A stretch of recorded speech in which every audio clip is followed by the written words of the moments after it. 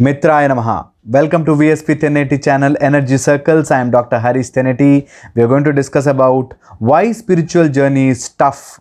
Why spirituality is tough. Why people generally, if they wish don't come true, why generally people start cursing God, or why do they just get deviated? Why do they ignore sometimes? There was this questionnaire that got circulated, and the question that got circulated was, what is that thing you generally avoid if you are busy? And the answer came out was very interesting. Majority of them answered that generally the spiritual practices are neglected or kept aside when they are busy. When they are busy, all the spiritual sadhanas or dhyanam or meditation or pujas, that is kept aside when they are busy.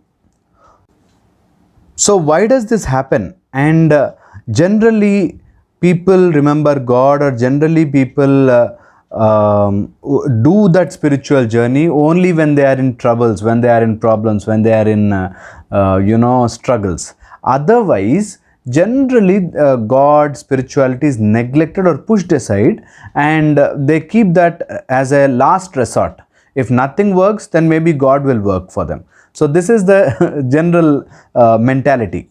Okay, this happens to everyone, most of us. So let us see how this functions. Why the spiritual journey is so tough, or why people generally lose that grip on spirituality, and generally they change the path and go somewhere else. So first is, you should understand that this is a lonely journey. Spirituality is alone. It is, you should do it on your own. No one will accompany you in this journey.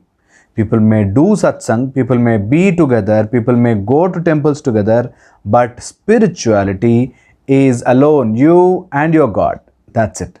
There is no one in between. There is no or nothing that comes in between you and your God. Spirituality and you are you. It is individualized to you. It is stipulated to you. So you and your God is always alone. This is always alone journey. Loneliness. You will find lot of loneliness in spiritual journey. This is very, very important. Think on that. The second and most important point is, this is solitary, and it is most of the time sedentary.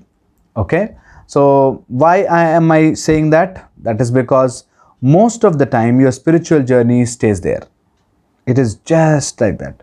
You don't see sudden sprouting of it, and you don't see the sudden development of it unless you practice for a very long time. Okay, so it will take time. It will take a lot of time. This is solitary and sedentary. It is slowly, it goes in one direction. You cannot in spirituality go in different directions. You have to go towards that slowly but steadily. You have to keep moving. The other thing is, this is a scary journey. Spirituality is really scary. You know how people when they go to these satsangs, when they go to bhajans, how they dance and all. If at all you start getting that energy, people cannot take it. You actually cannot hold that much energy what is around you. There's lot of energy that happens around you, and this is scary when you really get that surge of energy.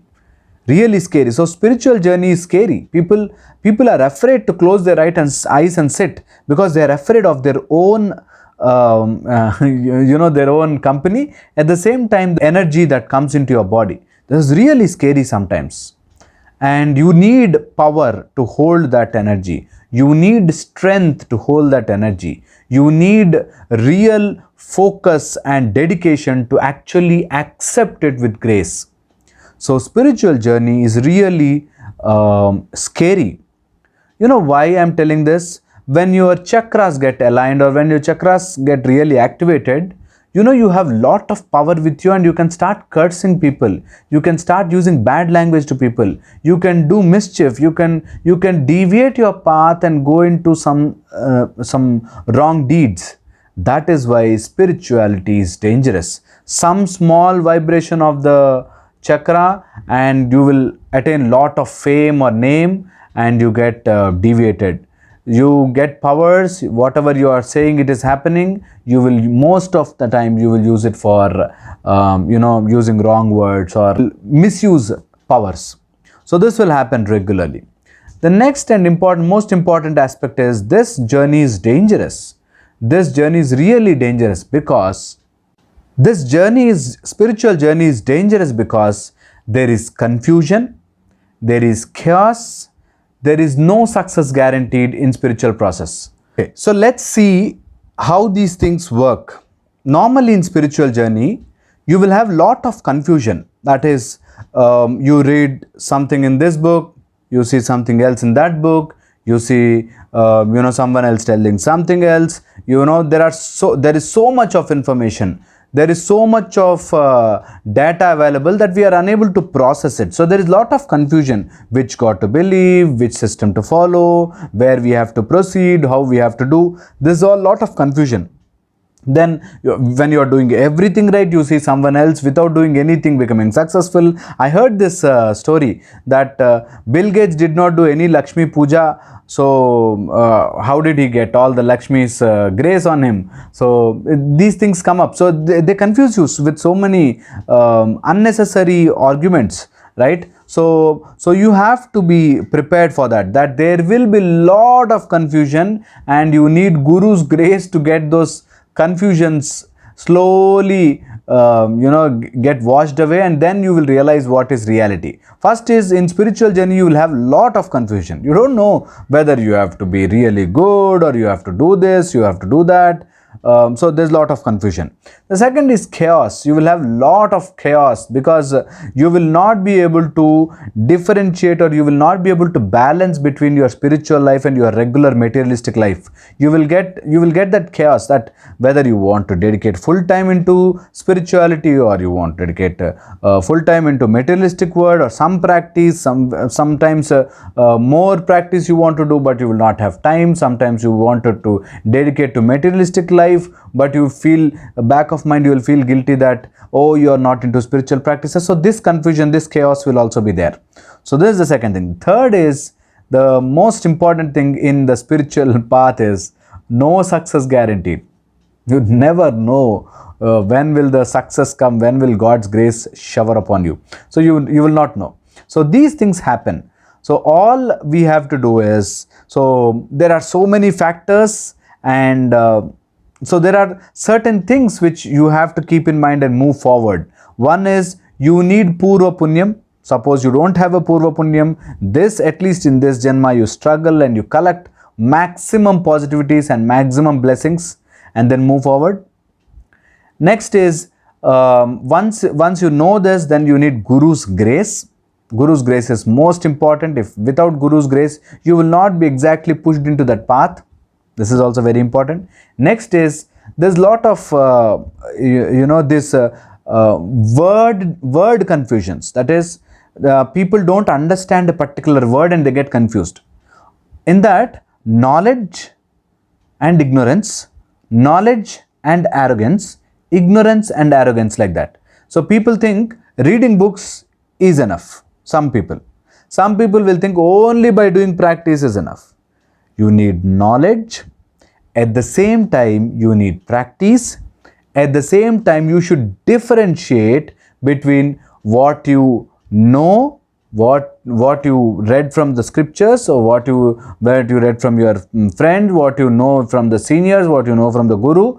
At the same time, you should apply it to your life and move forward or take forward in a more constructive way. People just don't focus on this part, and they think knowledge, reading a book will give them everything. Reading a book will not take you into spiritual path. At the same time, without reading book, you cannot go into spiritual path. So you have to read lot of books like Bhagavad Gita, Upanishads, Vedantas, Vedas. If you read that, at the same time, if you start practicing like meditation, like Bhakti Yogam, like Dhyana Yogam, like Karma Yogam, if you practice, at the same time, if you develop knowledge, then your ignorance will slowly vanish and you will start realizing the reality. Otherwise, you will find spiritual journey very, very, restless, very, very chaotic, very, very confusing. So this is also a reason why people generally cannot, cannot stick to that journey. They try for some time. Oh, I tried this meditation, it is not working. Oh, I tried this book I read, it is not working. So they just don't understand, they just don't get into the grip of spirituality. So this is also a very, very important aspect. The next is, don't wait for someone's acknowledgement. Suppose you put big Bottu, don't wait for people to look at your Bottu and appreciate you. Don't wait for someone's appreciation in spiritual journey. It is a direct connection to you and your God or your universal power. There is no middleman in this game, and all the help or everything comes between you and your God's connection. If this connection is strong, there will be people to support you, there will be gurus to help you, there will be powers which will guide you towards right direction. But if you don't have good connection to your God, if you don't have trust on your God, I don't think anything in this universe can save you. That is why I keep telling everyone that spiritual journey is solitary, very, very dangerous, scary, and you need a restless and fearless approach towards spirituality. At the same time, you should not wait for someone's acknowledgement. When you do this, you will really achieve success. You will really go into that state of peace and bliss. Hope this video gave you some insight into spirituality. Thank you so much for listening to the video carefully, and I hope you will start implementing into your life, and I'll see you in the next video. Mitraya Namaha.